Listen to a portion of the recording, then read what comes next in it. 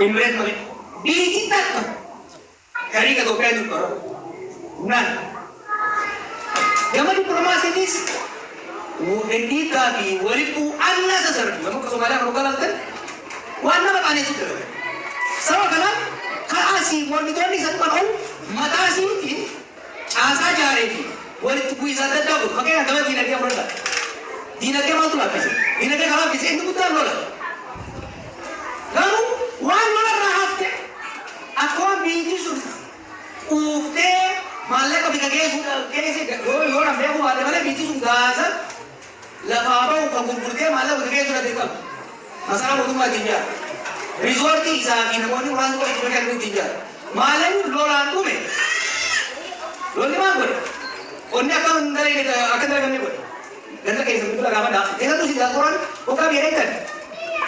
Pimpin rumah ada